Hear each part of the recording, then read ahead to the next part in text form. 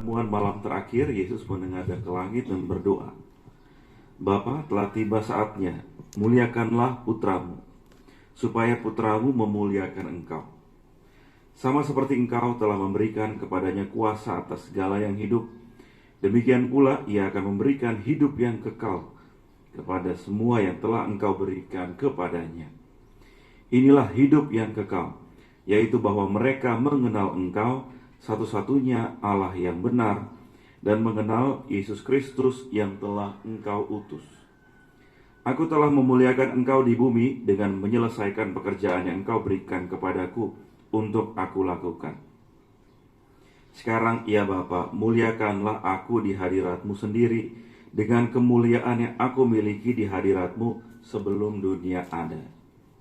Aku telah menyatakan namamu kepada semua orang yang engkau berikan kepadaku dari dunia. Mereka itu milikmu, dan engkau telah memberikan mereka kepadaku, dan mereka telah menuruti firman-Mu. Sekarang mereka tahu bahwa semua yang engkau berikan kepadaku itu berasal dari engkau. Sebab segala firman yang engkau sampaikan kepadaku telah aku sampaikan kepada mereka, dan mereka telah menerimanya.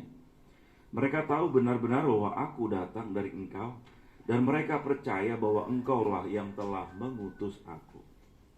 Aku berdoa untuk mereka, bukan untuk dunia aku berdoa, tetapi untuk mereka yang telah engkau berikan kepadaku, sebab mereka adalah milikmu, dan segala milikku adalah milikmu, dan milikmu adalah milikku, dan aku telah dimuliakan di dalam mereka.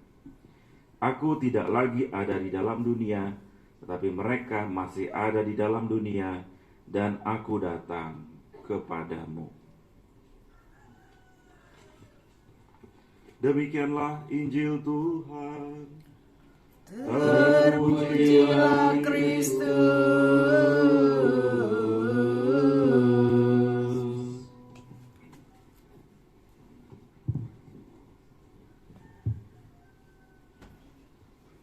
Oma, Opa, Ibu, Bapak, saudara-saudara, adik-adik, Pak Romo, suster yang terkasih, selamat pagi. Selamat pagi, Romo. Hari ini selain novena kita hari yang ketiga, kita juga merayakan Hari Komunikasi Sosial Sedunia ke-57. Jadi secara khusus provisiat kepada komsos-komsos sejagat raya ini, ya.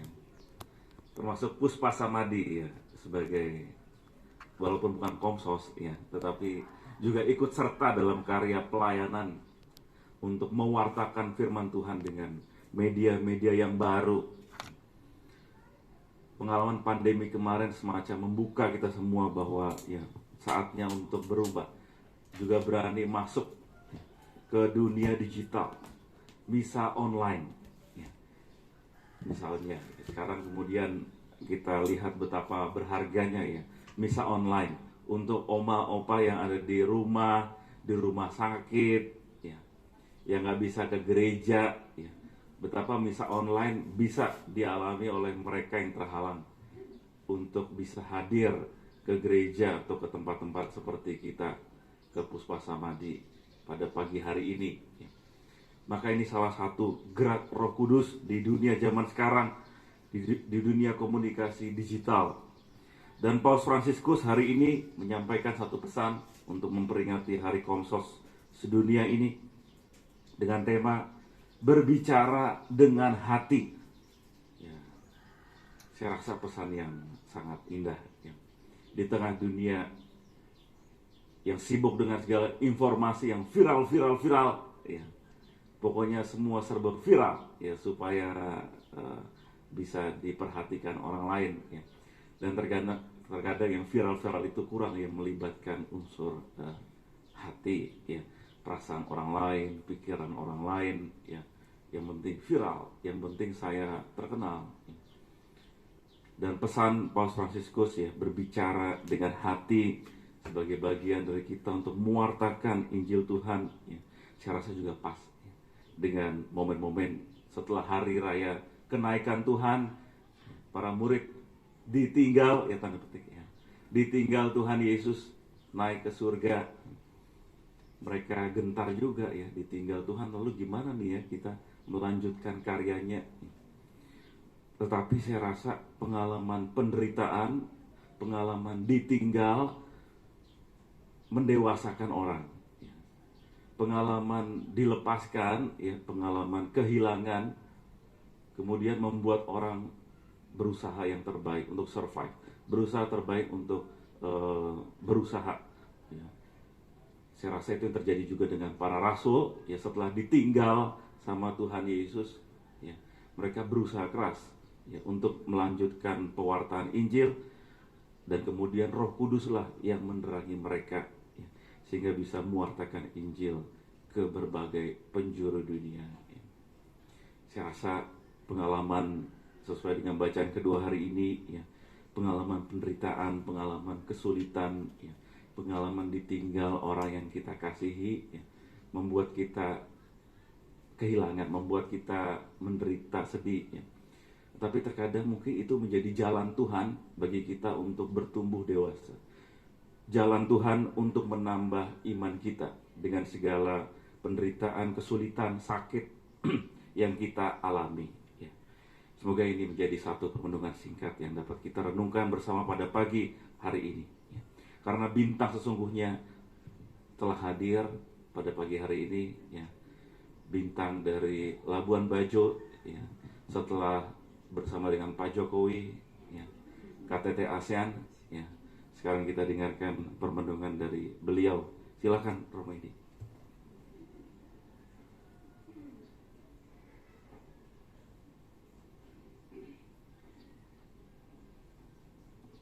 Selamat pagi.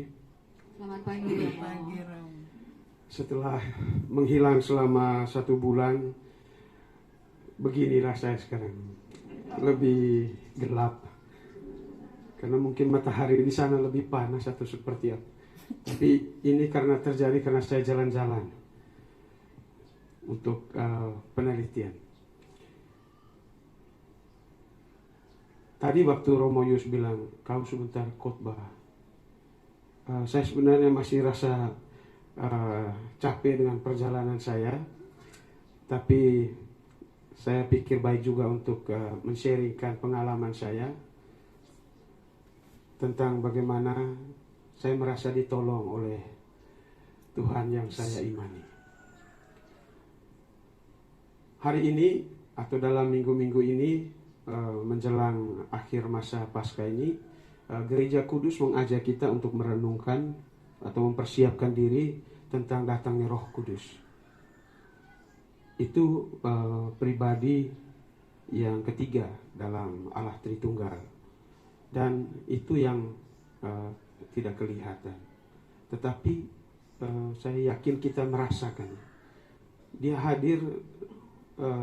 Susah untuk dijelaskan atau dikatakan, tapi kalau saya sendiri merasakan kehadirannya itu dalam bentuk dorongan yang begitu kuat dalam hati, seperti suara hati atau dorongan yang mengarahkan saya untuk memutuskan sesuatu, kadang di luar kemampuan saya untuk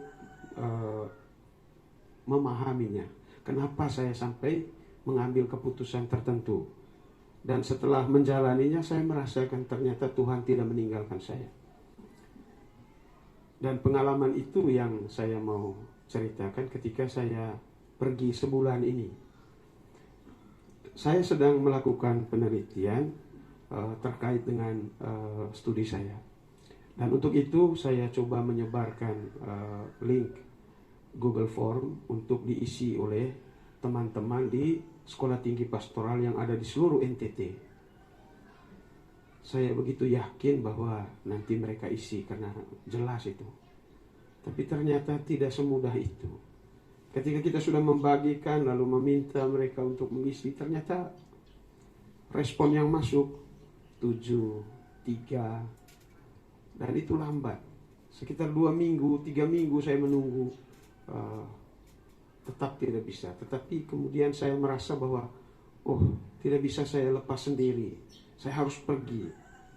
Dan kemudian saya putuskan untuk pergi ke tempat itu. Demikianlah kemarin waktu OKS, tiba-tiba saya ada di Larantuka, mengucapkan selamat ulang tahun untuk Romayus dari Larantuka. Itu perjalanan saya sampai ke sana. Dan ternyata ketika kita hadir di tempat itu dan bersama-sama dengan mereka, semuanya menjadi begitu mudah. Penginapan saya dapat, ini semuanya lancar. Lalu saya beralih ke kabupaten berikut, sampai di ujung Pulau Flores. Dan semuanya saya rasa begitu mendukung saya. Seperti dibukakan pintu-pintu itu.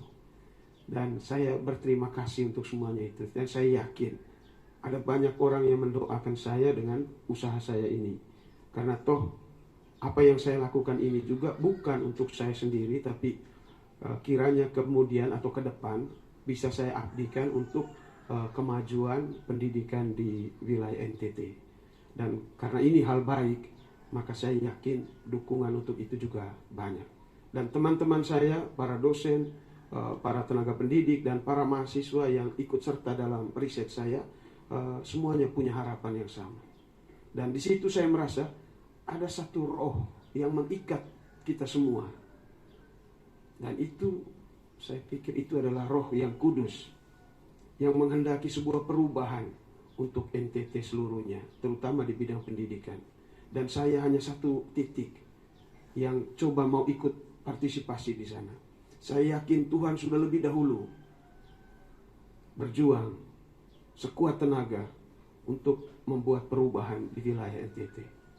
Bukan hanya saya, ada juga Pak Jokowi yang dengan ASEAN Summit-nya sudah membuat NTT secara umum masuk Labuan Bajo itu dikenal di mana-mana dan bisa berdampak terhadap kehidupan sosial di sana. Dan dari pengalaman itu, saya